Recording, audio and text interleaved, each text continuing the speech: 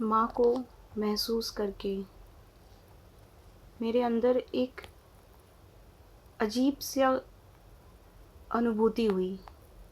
मैंने तुरंत माँ से कहा, माँ, मैं आपसे डरने विश्वास बहुत करती हूँ, पर मैं डर गई थी क्योंकि इससे पहले भी मैं जब भी अंधेरे में होती थी तो मुझे अचानक डर लगता था कि अगर माँ मेरे सामने आके खड़ी हो गई तो क्या होगा। आज मुझे उसका जवाब मिला। आज माँ मेरे सामने थी, वो मुझसे बातें कर रही थी और सबसे बड़ा प्रमाण जो उन्होंने अपने होने का मुझे दिया, उन्होंने मुझसे कहा, तेरा 9 कैंडल मेरे पास पहुंच गया है। मेरी इन 9 कैंडल के बारे में सिर्फ माँ जानती थी। मैंने 9 दिन का नवेना किया था और मैं चर्च जाकर उनके ग्रोटो के पास ये 9 कैंडल बर्न करके आई थी। माँ ने मुझे ये भी कहा कि ये एक अच्छी लड़की है, ये मेरे कज़न के लिए था, इसे बुरी आदतों में ना डालें। ये इसलिए था क्योंकि उस दिन हमने पहली बार सिगरेट को हाथ लगाया था, इसलिए मैंने पहले ये इंसिडेंट आपको बतलाया। माँ ने मुझे साथ साथ ये भी कहा, मुझसे प्रार्थना करते रहे, मैंने तेरे लिए कुछ बहुत अच्छा सोच रखा है। आज भी माँ की वही बात मुझे माँ से टूटने नहीं देती। मेरा ये विश्वास, माँ का वो प्रकाश मेरे अंदर घर कर गया है कि माँ मेरे साथ है और उसने मेरे बारे कुछ सोच रखा है। जीवन में उसके बाद मेरे पास बहुत कठिनाई आई।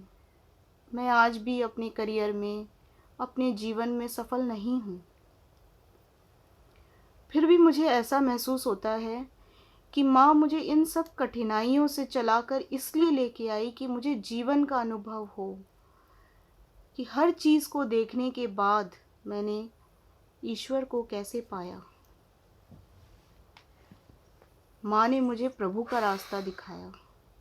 मैं माँ को बहुत बहुत प्यार करती हूँ और माँ के इस प्यार के सामने मैंने कभी यीशु के प्यार के बारे में न जानने की कोशिश करी, न मुझे पता है कि यीशु का प्यार क्या होता था।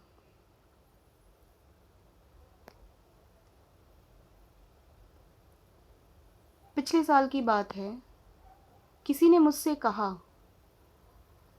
कि माँ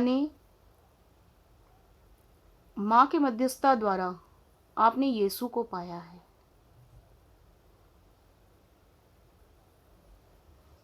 उस दिन से आज तक मैं यीशु की खोज में इतनी दूर आई हूँ। उनके वचनों में, सरमन्स के द्वारा जो मैं सुनती हूँ, हर एक जगह मैं यीशु की खोज में हूँ और मैं प्रतीक्षा कर रही हूँ माँ की उस भविष्यवाणी का जो उन्होंने मेरे लिए कहा था कि उन्होंने मेरी जीवन के बारे में कुछ सोचा है, कुछ बहुत अच्छा वो मेरे जीवन में करने वाली है। मुझे ऐसा महसूस होने लगा है कि शायद वो वक्त होने को आ चला है और प्रभु मेरी इससे तैयारी करा रहे हैं। इसलिए वो मेरे लिए बार बार परीक्षाएं मेरे सामने लेके आ रहे हैं, ताकि मैं उन सारी परीक्षाओं से विजय पाकर प्रभु के पास आऊं और उनका जो भी उद्देश्य है, मैं आज नहीं जानती, पर वो पूरा हो। मेरे जीवन में ये मेरा पहला घटना था जब मैं माता मरिया के समझ अपने आप को माँ के शायद मैं शब्दों में ना कह पाऊँ, मैंने माँ को कैसे महसूस किया और उनके होने का प्रमाण देखा। ऐसे कई प्रमाण माँ ने, प्रभु यीशु ने लगातार मुझे देते रहे हैं। उसके बाद भी मैं बहुत भटकी, पर जब जब मैं वापस आई तब तब उन्होंने मुझे नए दर्शनों और हमेशा कुछ ऐसा करना, ऐसा दिखाने की कोशिश करी कि मैं हूँ।